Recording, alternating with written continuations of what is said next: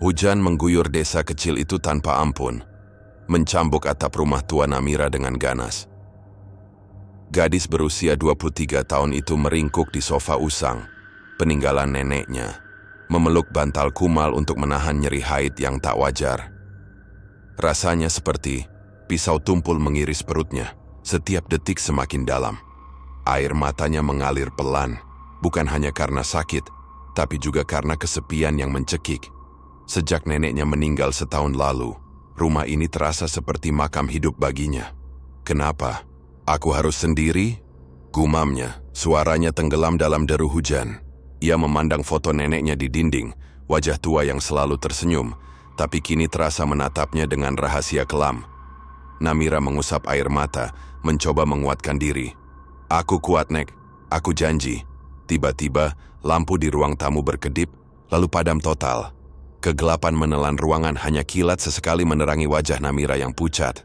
Jantungnya berdegup kencang. Listrik mati lagi, desisnya mencoba menenangkan diri. Ia meraih ponsel, tapi baterainya mati. Dengan tangan gemetar, ia menyalakan lilin di meja. Nyala kecil itu berkelip lemah, seolah takut pada sesuatu. Langkah berat tiba-tiba terdengar dari loteng. Tamp, tamp. Namira membeku, lilin di tangannya hampir jatuh. Siapa itu? Teriaknya, suaranya pecah. Tak ada jawaban, hanya desis angin yang menyelinap melalui celah jendela. Terdengar seperti tawa pelan yang mengerikan. Ia menelan ludah, air matanya kembali mengalir. Ini cuman angin, Mir. Jangan takut, bisiknya pada diri sendiri.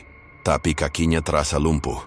Ia memaksa diri berdiri, berjalan perlahan menuju tangga loteng dengan lilin sebagai satu-satunya cahaya. Setiap derit lantai kayu terasa seperti jeritan. Di tengah tangga ia berhenti. Bau busuk menyengat hidungnya, seperti darah dan tanah basah. Tuhan, lindungi aku. Doanya lirih, air mata membasahi pipinya. Ia melangkah lagi, tapi kakinya menginjak sesuatu yang licin. Lilin jatuh, apinya padam dan kegelapan kembali menelannya.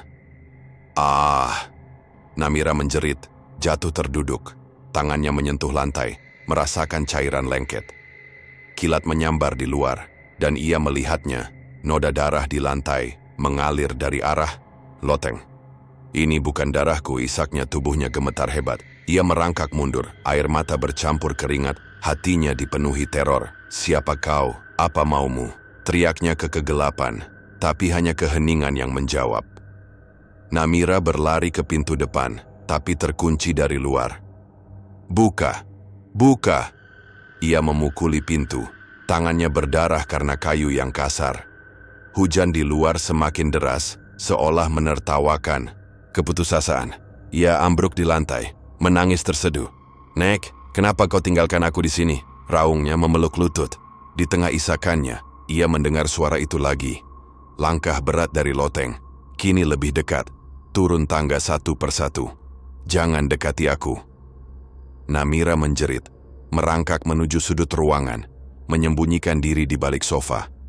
Napasnya tersengal, air matanya tak henti mengalir.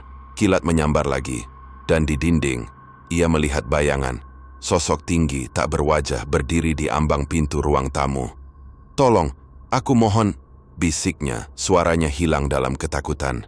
Bayangan itu tak bergerak, tapi Namira merasakan dingin yang menusuk tulang, seolah sesuatu sedang menatap jiwanya. Malam itu, di tengah hujan dan kegelapan, Namira tahu hidupnya tak akan pernah sama lagi. Ia menangis hingga suaranya serak, tak tahu bahwa ini baru awal dari mimpi buruk yang akan menghancurkan segalanya. Pagi itu, sinar matahari pucat menyelinap melalui jendela rumah tua Namira, tapi tak mampu menghapus bayang-bayang malam sebelumnya. Wajahnya sembab, matanya merah karena menangis hingga fajar. Noda darah di lantai masih ada, mengering seperti luka yang menolak sembuh.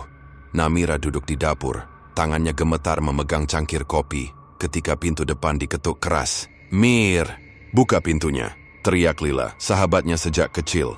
Namira menyeret kaki membuka pintu dengan wajah kosong. Lila dengan rambut dikuncir dan jaket jeans usang langsung mendorong masuk.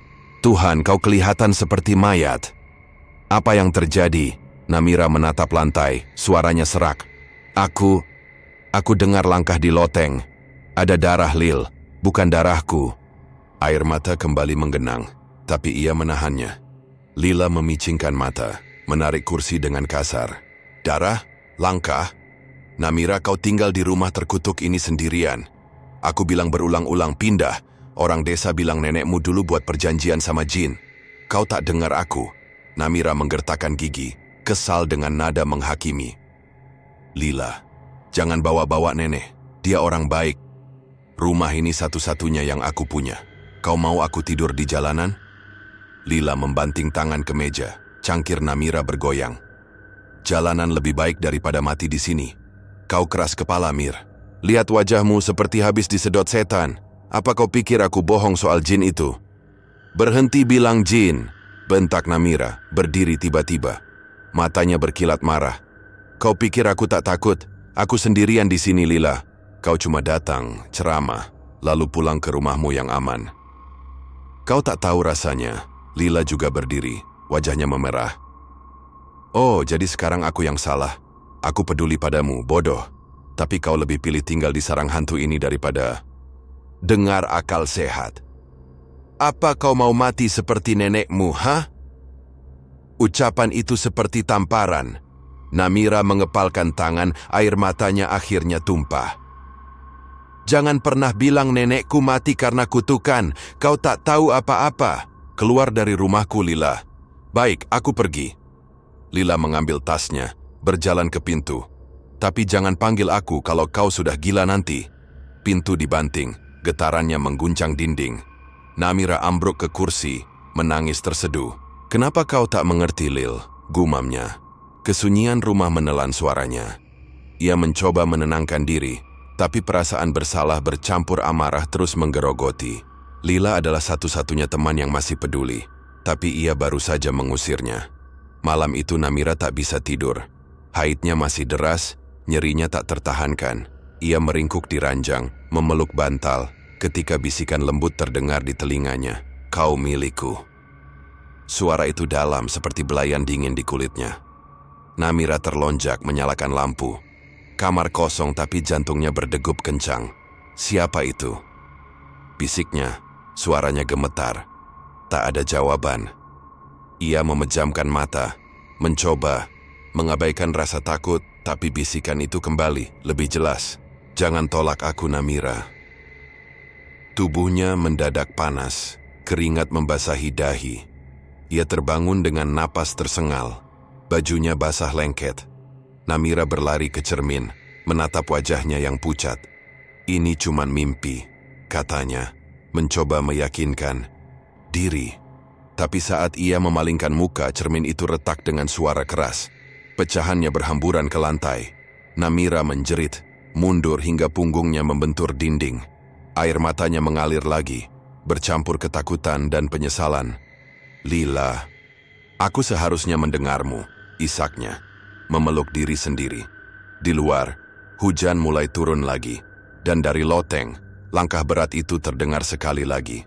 Namira tahu, apapun yang ada di rumah ini, kini semakin dekat.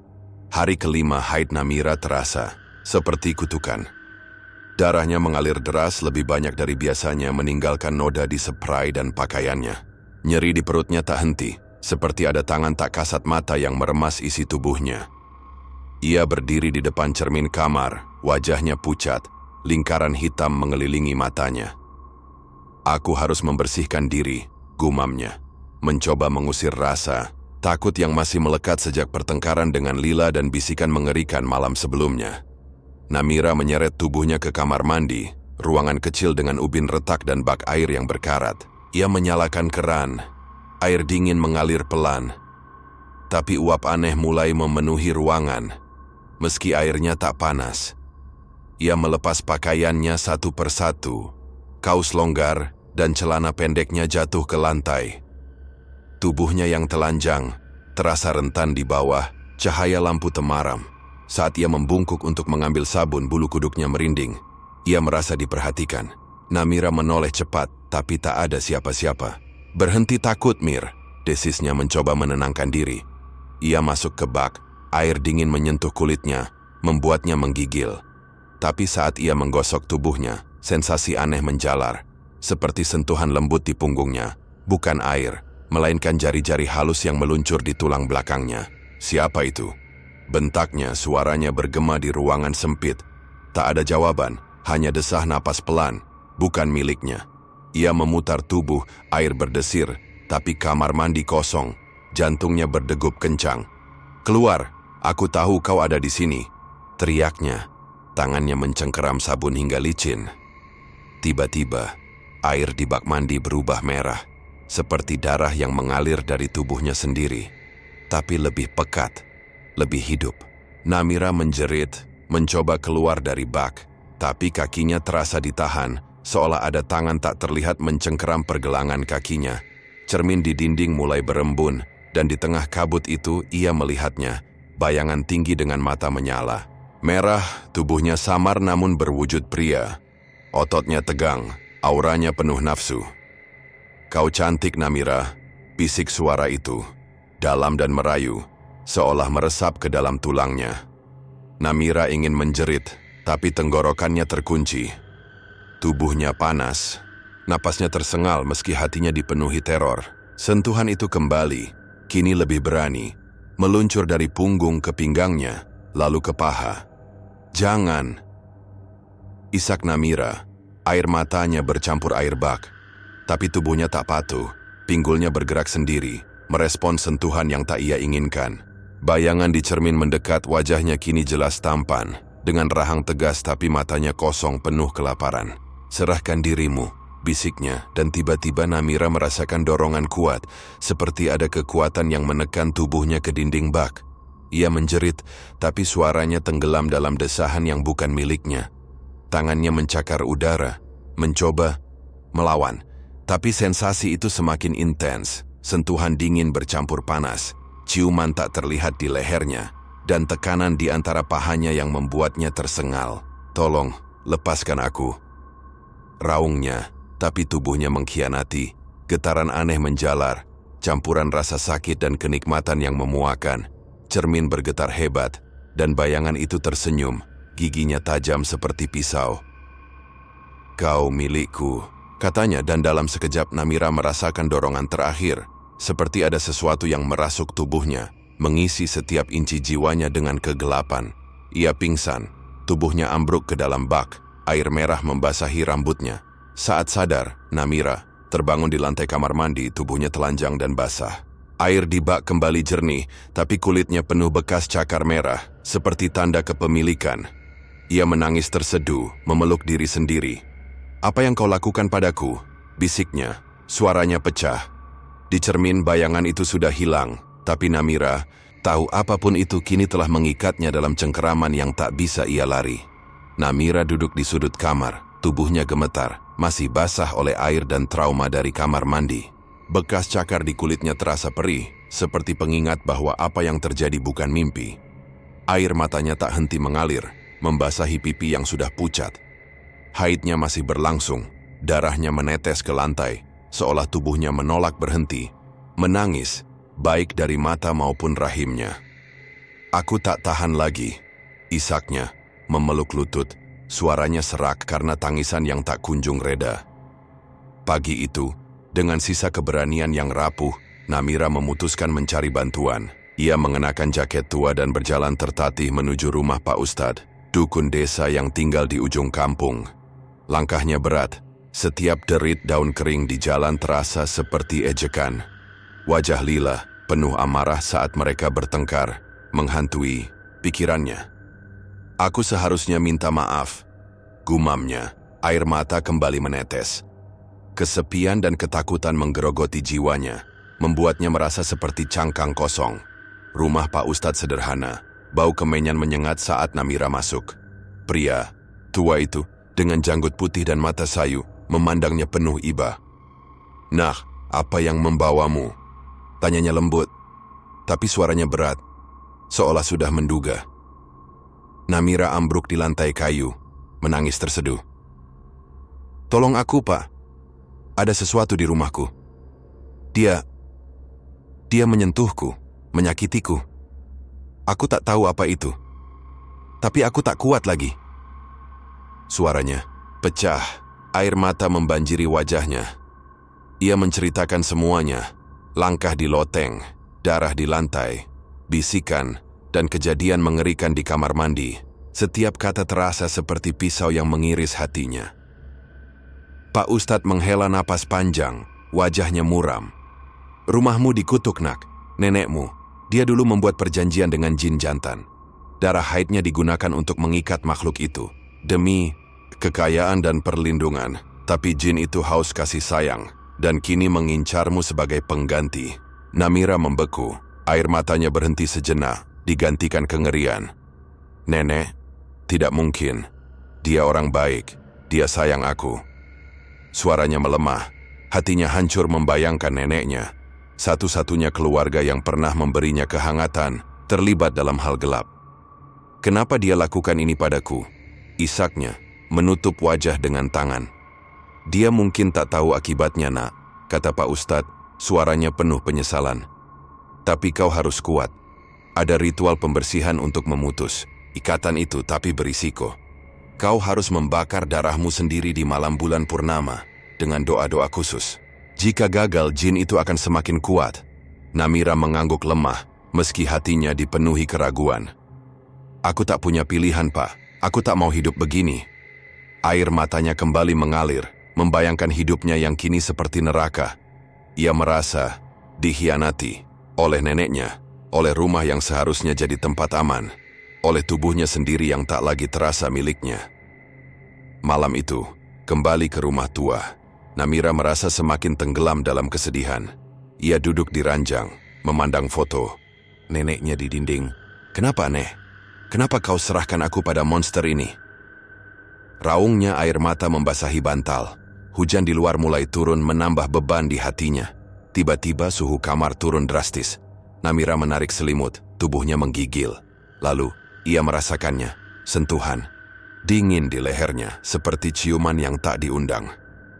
Jangan menangis sayangku, bisik suara itu, merayu namun penuh ancaman. Namira menjerit, mencoba bangkit, tapi tubuhnya terasa berat, seolah dipeluk oleh kegelapan. Dalam mimpi buruk yang menyergapnya, ia melihat sosok itu lagi, pria tampan dengan mata merah menyala. Ia mendekat, tangannya merayap di tubuh Namira, menekan dengan kuat hingga ia tersengal. Kau tak bisa lari, bisiknya, dan tiba-tiba, Namira merasakan dorongan liar.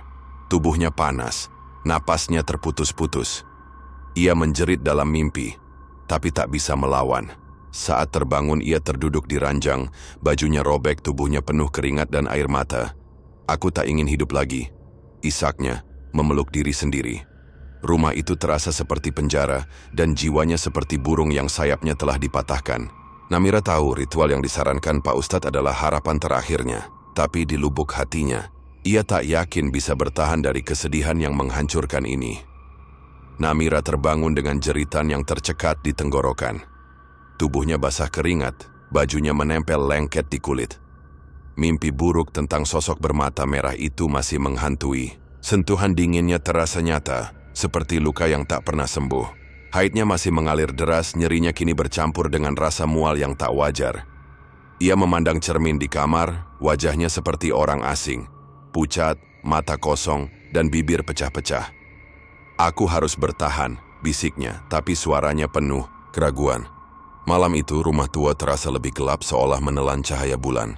Namira duduk di sofa, memeluk bantal, mencoba mengabaikan hawa dingin yang merayap di kulitnya. Tiba-tiba, lampu di ruang tamu berkedip, lalu padam. Kegelapan menyelimuti, hanya suara hujan di luar yang terdengar. Jangan lagi, isaknya, jantungnya berdegup kencang. Lalu, bisikan itu datang, lembut namun mematikan. Namira, serahkan dirimu, aku akan memberimu segalanya. Namira menutup telinga, tubuhnya gemetar. Lepaskan aku, teriaknya, suaranya pecah, tapi suara itu tak berhenti, kini lebih dalam, lebih merayu. Kau kesepian, bukan? Aku bisa jadi milikmu, selamanya.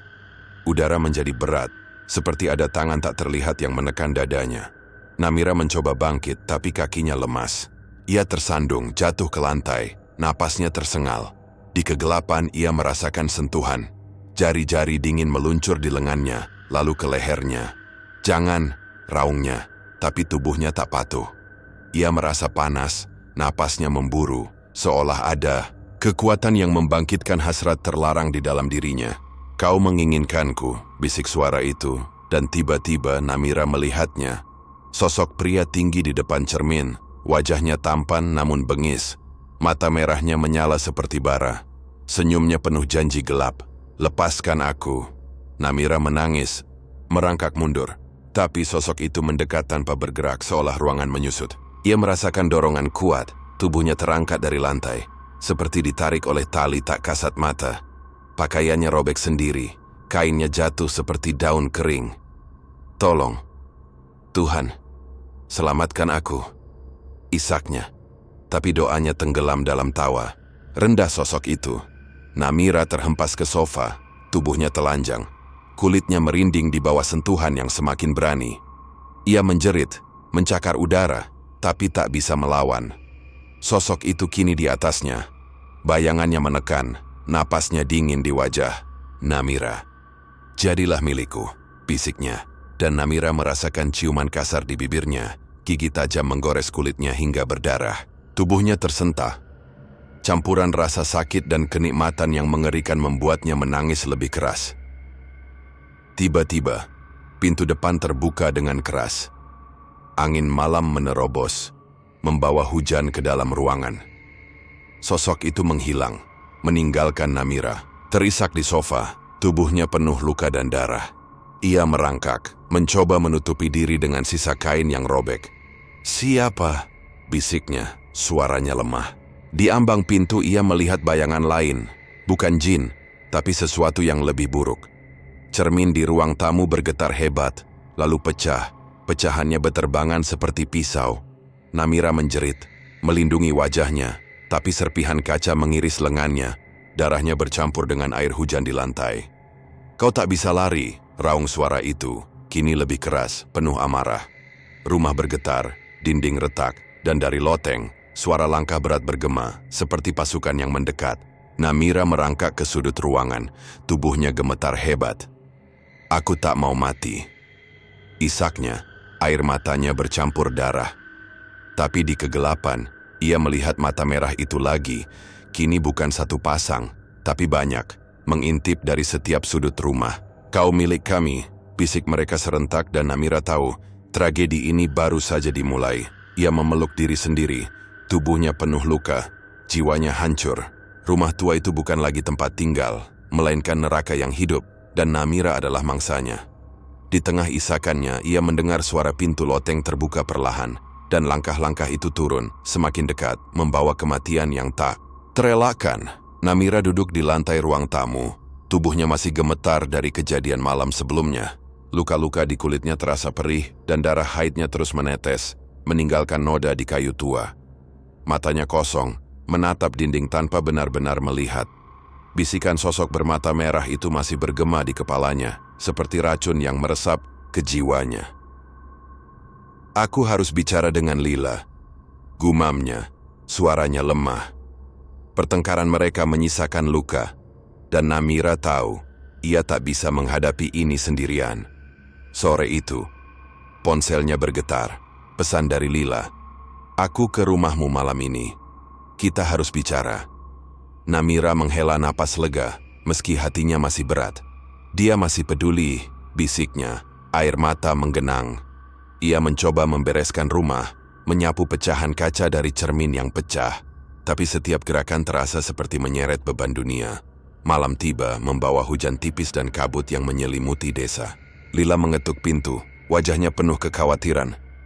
"Mir, kau baik-baik saja?" tanyanya, masuk tanpa menunggu jawaban. Ia memandang Namira, lalu mengerutkan kening. "Tuhan, matamu kosong. Kau tak sehat.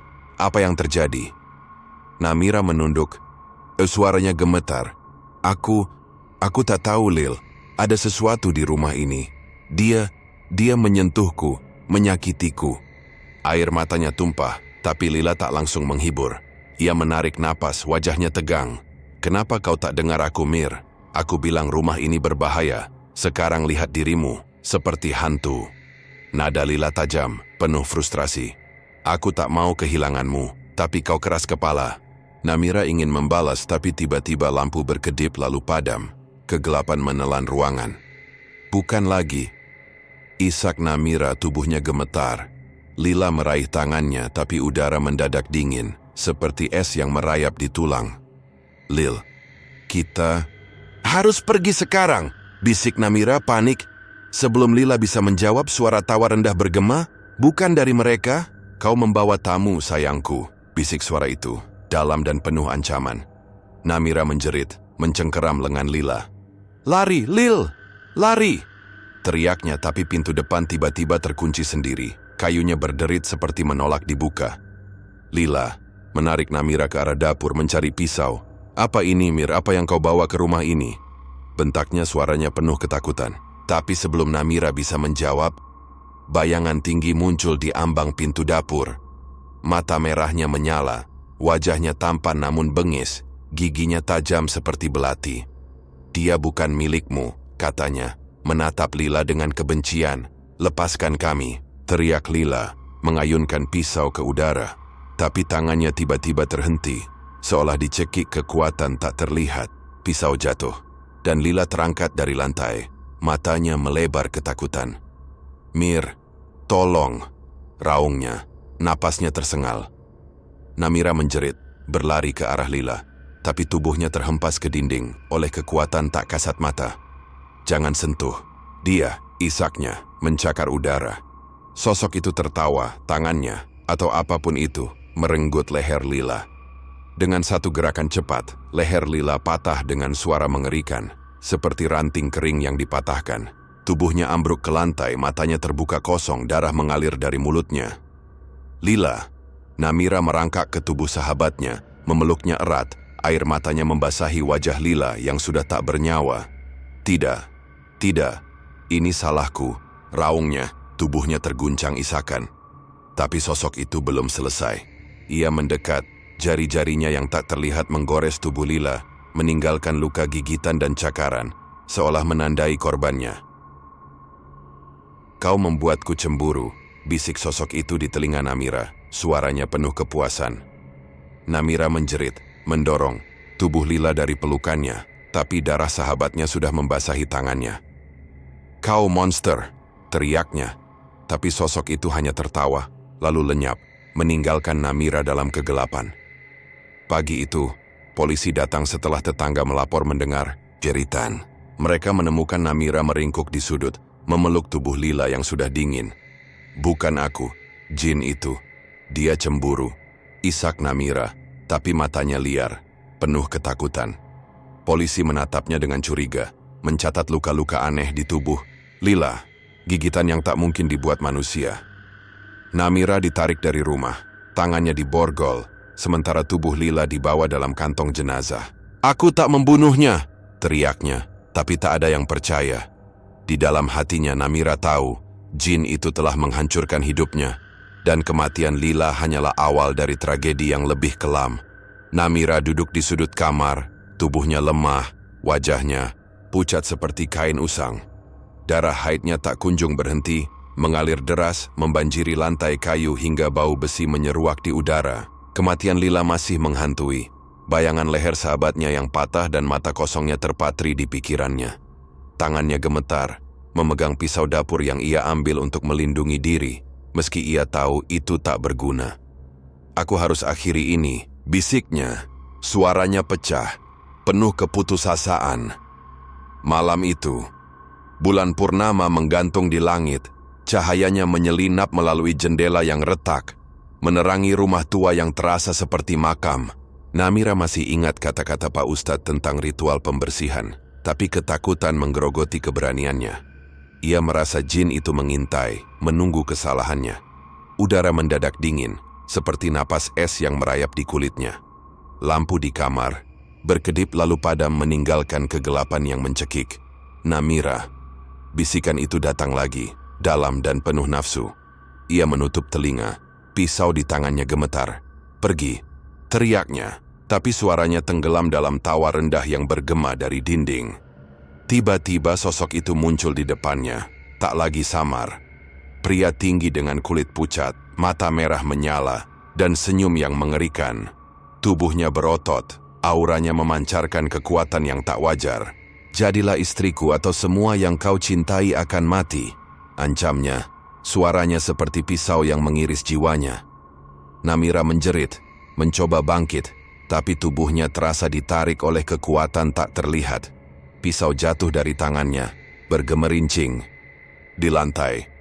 "Aku tak mau," raungnya. Air matanya mengalir, tapi sosok itu mendekat.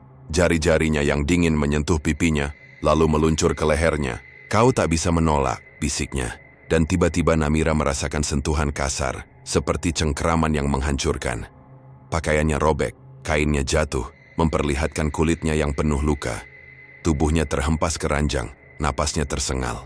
Sosok itu menaikinya, matanya penuh kelaparan. "Jangan!" isak Namira, mencakar udara, tapi tubuhnya tak patuh. Ia merasakan ciuman dingin di bibirnya. Gigi tajam menggores hingga darah menetes. Tekanan di antara pahanya membuatnya menjerit kesakitan. Tubuhnya tersentak dalam campuran teror dan sensasi yang memuakkan. "Kau milikku," bisik sosok itu. Setiap kata seperti paku yang ditancapkan ke jiwanya. Namira mencoba melawan. Tangannya meraih selimut mencakar ranjang, tapi kekuatan itu terlalu besar. Rumah bergetar, dinding retak, dan dari loteng suara langkah berat bergema seperti ada banyak makhluk yang menyaksikan. "Tolong, seseorang!" raungnya, tapi tak ada yang datang. Hujan di luar semakin deras, petir menyambar, menerangi. Wajah sosok itu yang kini tampak lebih mengerikan. Kulitnya mengelupas memperlihatkan daging hitam di bawahnya. Tiba-tiba, Namira merasakan dorongan terakhir, seperti ada sesuatu yang merasuk tubuhnya, mengisi setiap inci jiwanya dengan kegelapan. Ia pingsan sejenak, tubuhnya ambruk di ranjang, napasnya tersengal. Saat sadar, sosok itu masih di sana, menatapnya dengan senyum bengis. "Kau tak akan pernah bebas," katanya, lalu lenyap, meninggalkan Namira dalam keheningan yang mencekik. Namira merangkak dari ranjang. Tubuhnya penuh luka baru, darahnya bercampur dengan air mata. Ia memandang cermin di kamar, melihat pantulan dirinya, mata kosong, wajah hancur, seperti boneka yang ditinggalkan. "Aku harus akhiri ini," bisiknya lagi, tapi suaranya kini penuh tekad, meski jiwanya retak. Ia tahu malam ini adalah puncak, dan jika ia tak melawan jin itu akan menghancurkan segalanya. Dengan tangan gemetar, Namira mengambil pisau dari lantai, menyiapkan diri untuk ritual yang disarankan Pak Ustadz. Tapi di lubuk hatinya, ia tahu pertarungan ini mungkin akan merenggut nyawanya. Rumah itu terasa hidup, dindingnya berderit seperti bernapas, dan dari kegelapan, mata merah itu mengintip, menunggu langkah berikutnya. Namira terduduk di ranjang, tubuhnya lemah, kulitnya penuh luka dan memar dari malam sebelumnya. Darah haidnya masih mengalir, meninggalkan noda merah di spray yang sudah kumal.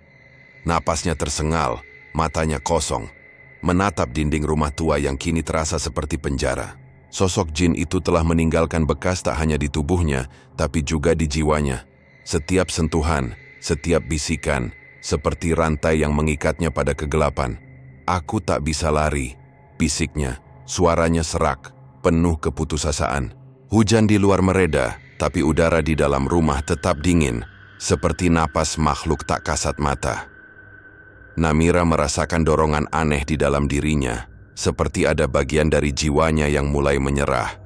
Setiap malam, bisikan sosok itu kembali, merayu dengan janji-janji manis yang beracun. "Kau tak perlu takut, Namira. Bersama, kita abadi," katanya tadi malam.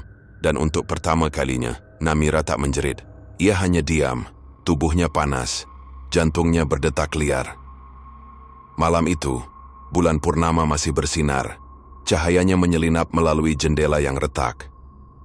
Namira berdiri di depan cermin, memandang pantulan dirinya yang hancur, wajah pucat, mata merah, dan luka cakar yang tak kunjung sembuh. Apa gunanya melawan? Gumamnya, air mata mengalir pelan. Ia merasa nikmat dalam penderitaan, seperti racun yang perlahan-lahan ia terima sebagai bagian dari dirinya. "Mungkin ini takdirku," bisiknya. Suaranya penuh penyesalan. Tiba-tiba udara bergetar. Sosok itu muncul di belakangnya. Pantulannya jelas di cermin. Pria tinggi dengan mata merah menyala. Wajahnya tampan namun mengerikan. Senyumnya penuh kemenangan. "Kau akhirnya mengerti," katanya. Suaranya seperti belayan dingin. Namira menoleh. Tubuhnya gemetar. Tapi kali ini ia tak mundur. "Jika kau menginginkanku, ambillah," bisiknya, matanya kosong, seperti boneka yang kehilangan jiwa. Sosok itu tertawa, suaranya menggema hingga dinding rumah bergetar. "Kau pasrah, sayangku," katanya. Dan dalam sekejap, Namira merasakan sentuhan dingin yang kini terasa akrab. Jari-jarinya meluncur di lehernya, lalu ke dada, merobek pakaiannya dengan mudah. Namira tak melawan, tubuhnya menyerah pada dorongan yang tak ia pahami. Ia merasakan ciuman kasar di bibirnya. Gigi tajam menggores hingga darah menetes, tapi ia hanya mendesah. Terjebak dalam campuran rasa sakit dan kenikmatan yang memuakan. Ranjang di belakang mereka berderit saat sosok itu menekannya ke bawah. "Kau milikku selamanya," bisiknya, dan Namira merasakan tekanan liar. Tubuhnya tersentak dalam ritme yang tak manusiawi. Ia menutup mata, air matanya mengalir, tapi tak ada jeritan. "Ini yang kau mau, bukan?" tanya sosok itu, dan Namira hanya mengangguk lemah. Jiwanya hancur dalam pengkhianatan terhadap dirinya sendiri. Malam demi malam, Namira terjebak dalam hubungan terkutuk itu. Setiap sentuhan jin itu menghancurkan lebih banyak bagian dari dirinya. Ia tak lagi makan, tak lagi tidur dengan tenang. Tubuhnya semakin kurus, kulitnya pucat seperti mayat, tapi ia tak bisa berhenti. "Aku tak punya apa-apa lagi," bisiknya pada cermin, melihat pantulan sosok itu yang kini selalu ada di sisinya, tersenyum puas. Suatu malam, saat ia terbangun dari mimpi buruk, Namira menemukan darah di tangannya, bukan haidnya tapi darah segar, seperti dari luka yang tak ia ingat. Ia menjerit, berlari ke kamar mandi, tapi cermin menunjukkan sesuatu yang lebih mengerikan, bayangan lila dengan leher. Patah menatapnya dengan mata penuh tuduhan. "Kau membiarkannya, Mir," bisik bayangan itu, dan Namira ambruk menangis terseduh. "Aku tak mau ini," raungnya, mencakar wajahnya sendiri hingga berdarah. Tapi sosok jin itu muncul lagi, memeluknya dari belakang, napasnya dingin di leher Namira. "Kau sudah memilihku," katanya. Dan Namira tahu, ia telah mengkhianati dirinya sendiri, menyerahkan jiwa dan tubuhnya pada kegelapan yang tak akan pernah melepaskannya. Di sudut hatinya, ia masih ingat ritual Pak Ustadz, tapi tekadnya telah luntur. Rumah tua itu kini benar-benar milik jin itu, dan Namira hanyalah boneka dalam cengkeramannya, terperangkap dalam siksaan yang ia biarkan terjadi. Namira terbangun di lantai kamar, tubuhnya kaku, kulitnya dingin seperti es. Darah haidnya masih menetes, membentuk genangan kecil di kayu tua yang retak. Matanya sayu, penuh bayangan lila dan cengkeraman jin yang tak pernah meninggalkannya. Rumah itu terasa hidup, dindingnya berderit seperti bernapas, dan bau busuk darah serta kemenyan memenuhi udara. "Aku tak bisa terus begini," bisiknya, suaranya serak, nyaris hilang. Di lubuk hatinya, sisa-sisa tekad mulai menyala, meski lemah. Pagi itu, dengan langkah tertatih, Namira kembali ke rumah Pak Ustadz. Ia menyeret, tubuhnya yang rapuh, wajahnya pucat, luka cakar di kulitnya merah dan bernanah. Pak Ustadz membuka pintu, matanya melebar melihat kondisi Namira. "Nak, kau masih hidup?" tanyanya. Suaranya penuh kengerian. Ia menarik Namira masuk, menutup pintu dengan cepat seolah takut sesuatu mengintai. "Aku tak punya waktu lagi, Pak," isak Namira, ambruk di lantai. Air matanya mengalir, membasahi wajahnya yang penuh luka. "Dia menghancurkan hidupku. Lila mati karena aku. Aku harus akhiri ini." Suaranya gemetar, penuh penyesalan dan tekad yang rapuh. Pak Ustadz mengangguk, wajahnya muram. Ia mengambil kitab kuno dari rak, kulitnya usang, baunya seperti debu dan darah. "Satu-satunya cara adalah mengorbankan darahmu sendiri, Nak," katanya, suaranya berat. "Kau harus membakar darahmu di lingkaran suci dengan doa-doa kuno. Tapi kau bisa mati. Jin itu tak akan melepaskanmu begitu saja." Namira menatap. Pak Ustadz matanya penuh ketakutan tapi juga tekad. Aku lebih baik mati daripada hidup begini, bisiknya, tangannya mencengkeram lengan yang penuh luka. Aku siap, Pak, apapun yang terjadi. Malam itu di bawah bulan purnama yang pucat, Namira kembali ke rumah tua. Pak Ustadz membawa peralatan ritual, kemenyan, garam suci, dan pisau perak yang dingin di tangan. Ia menggambar lingkaran di lantai ruang tamu, menggunakan darah kambing dan abu. Sambil melantunkan doa-doa dalam bahasa kuno, Namira berdiri di tengah lingkaran, tubuhnya gemetar, memegang pisau yang diberikan Pak Ustadz. Saat waktunya tiba, kau harus melukai dirimu, nak. Darahmu akan memutus ikatan, kata Pak Ustadz. Suaranya tegang. Ritual dimulai.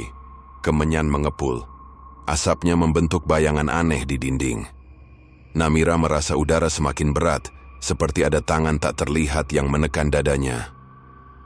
Dia tahu, bisiknya, matanya liar. Tiba-tiba, rumah bergetar hebat. Dinding retak, jendela pecah, dan suara tawa mengerikan bergema dari loteng. Kau berani menentangku, Namira? Raung sosok itu, suaranya seperti petir yang menghantam jiwa. Pak Ustadz terus melantunkan doa, tapi wajahnya pucat. Jangan berhenti, nak. Lanjutkan, teriaknya. Namira mengangguk, tangannya gemetar memegang pisau. Ia menutup mata, mengingat wajah Lila, neneknya, dan hidup yang telah direnggut darinya. Maafkan aku, Lil, bisiknya, lalu menusuk dadanya sendiri dengan pisau perak. Darahnya mengalir deras, menetes ke lingkaran suci, dan asap kemenyan berubah merah. Jin itu muncul, wujudnya kini mengerikan. Kulitnya hitam, matanya menyala seperti lava, dan cakarnya panjang seperti pedang. Kau tak akan menang, raungnya. Mengayunkan tangannya. Pak Ustadz terhempas ke dinding, pingsan dengan darah mengalir dari kepalanya. Rumah bergetar lebih keras, atap retak, dan puing-puing jatuh. Namira menjerit, tapi tak berhenti. Ia menusuk dirinya lagi. Darahnya membanjiri, lingkaran dan doa-doa Pak Ustadz bergema, meski suaranya melemah. Jin itu menjerit, suaranya mengguncang jiwa.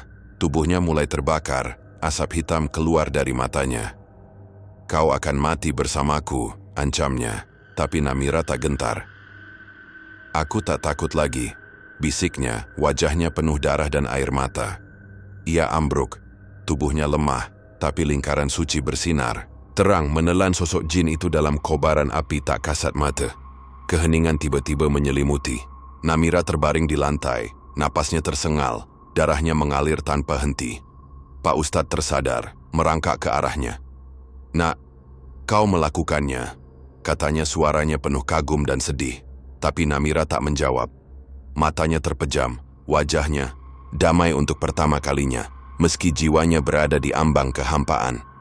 Namira ditemukan hidup, tapi hanya secuil nyawa yang tersisa di tubuhnya yang rapuh. Pagi itu, tetangga yang curiga dengan keheningan rumah tua itu mendobrak pintu, hanya untuk menemukan pemandangan mengerikan. Lingkaran suci di lantai ruang tamu masih berlumur darah Namira, kemenyan telah padam, dan Pak Ustadz duduk di sudut, wajahnya pucat, memandang tubuh Namira yang terbaring tak bergerak. Rumah itu hangus di beberapa bagian, seolah api tak wajar telah melahapnya, tapi tak ada jejak jin, hanya bau darah dan kematian yang tersisa. Dia masih bernapas, teriak salah satu tetangga, dan Namira segera dilarikan ke rumah sakit. Tubuhnya penuh luka, darahnya hampir habis, dan matanya kosong, seperti cangkang tanpa jiwa. Dokter berjuang menyelamatkannya, tapi tak ada yang bisa menyembuhkan apa yang telah direnggut dari dalam dirinya. Dia selamat, tapi dia tak lagi sama, kata dokter pada polisi yang menyelidiki kasus kematian Lila dan kerusakan rumah. Desa berguncang dengan rumor. Ada yang bilang, Namira gila. Ada yang menyebutnya, pembunuh yang bersekutu dengan setan. Dia membunuh sahabatnya sendiri, bisik para tetangga, menatapnya dengan jijik saat ia dipindahkan ke rumah sakit jiwa di kota. Tak ada yang percaya ceritanya tentang jin, tentang kutukan neneknya, atau ritual yang nyaris merenggut nyawanya.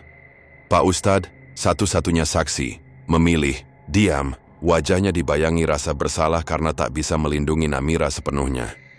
Di kamar isolasi rumah sakit jiwa, Namira duduk di sudut, memeluk lutut. Rambutnya kusut, wajahnya pucat, dan matanya menatap dinding putih tanpa ekspresi.